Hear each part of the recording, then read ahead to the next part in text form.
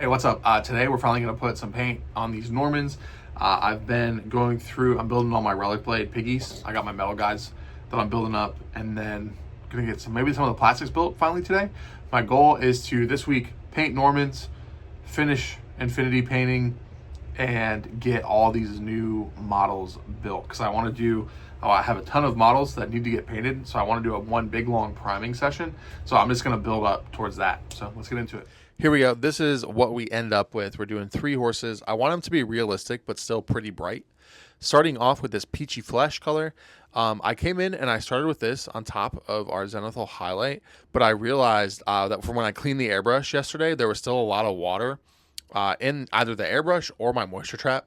So I backed out of that, restarted. This time I'm using warrior flesh or warrior skin. And all of these are Army Painter speed paints. I really wanted to experiment with these and test them out. So I'm coming in from the bottom with that warrior skin, and now coming back in on top with the peachy one. And I'm getting a really cool result. I don't know if this is quite what I wanted for these horses, but I'm going to let it ride because I've got a ton of other horses for Normandy, or just in Dark Ages in general now from the sprues. So I'm definitely going to be a horse painting fool, so I got a lot of horses to practice on. But I do like a lot of parts of this, but I think I might need to do like a semi-gloss over the horse. I don't know. But here, you're just watching me do it. So now, and at this phase, it's the warrior flesh from the bottom and then the peachy one from the top. And what I'm doing here is it is just the straight yellow Army Painter speed paint, and I'm being very careful with how I am going over the top of this, and I'm using that to just hit the top of the horse. And here you go, lickety split. I think this is probably about 45 minutes of airbrushing, and here's the first one.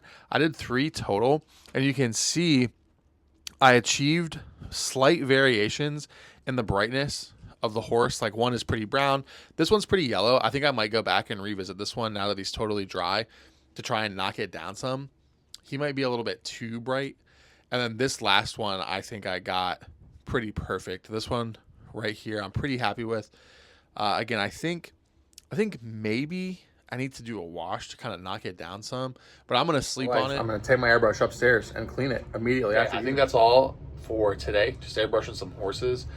We've got a couple other things in the works, but it's not quite ready to go on video yet.